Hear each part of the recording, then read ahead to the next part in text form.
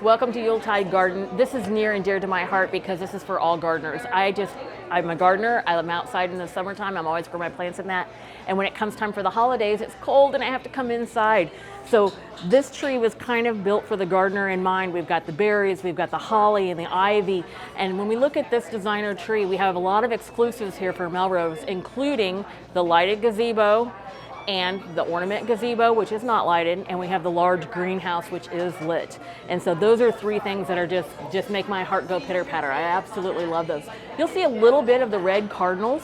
They're on these painted ornaments, and they are accented with the glitter spots. Like these are a little touched up with little dots of glitter on the edges and a little bit on the cardinal itself. Beautiful. These are on a white glass, and then they have this cute disc ornament that goes with it, and look, we've got rhinestones in there for the holly berries on this one, the actual rhinestone right there on it. And another one with the same kind of look that we're seeing is this drop, and again the berries themselves have a little bit of glitter on them on the white, and then the holly and berry. Our stems are berries. We have flocked orbs here that are in this bright, brilliant red, and this one's buried in here, but it makes a great backdrop. So we were talking to the designers about why do you put the solid colored ornaments to the back like this? And they said it brings out the richness of the color of the tree. So it might not be the most beautiful ornament of the tree, but we like to put it next to it so we can bring out that red and really accent that. That made a lot of sense to me. The other ornament that I really want to talk about, and one that's really climbing quickly, and a lot of our customers are saying is a favorite for them this year, happen to be these jeweled ornaments. And so these are a glass jeweled ornament. You see how I call it jeweled, but they're actually little bitty beads that make up the leaves of the holly, or the little leaves of the holly plant, and then the berries themselves are little jewels. And inside this glass, we happen to have snow.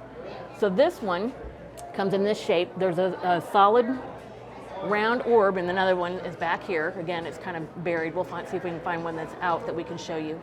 But it has that same design on it. And then we get to the two drops that are just absolutely gorgeous, and that's these right here. Again, you see the snow, a lot of detail. See how it's like graduated at the top, comes in, you have the actual piece of the ornament, and then you have a little bulb down here at the bottom. These actually are in two different sizes here on the tree. This one's a little bit smaller. You can't hardly tell, but see how the bulb at the top is a little bit smaller than the other one was? But they have the same beading, the same pattern on glass with snow on the inside, and these ornaments are very, very popular.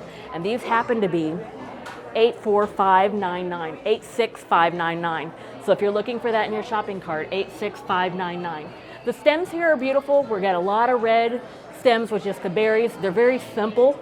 And then we've mixed in a bunch of green and red ornaments, again, for that big, strong color that the designers were talking about to put behind those holly and berry ornaments.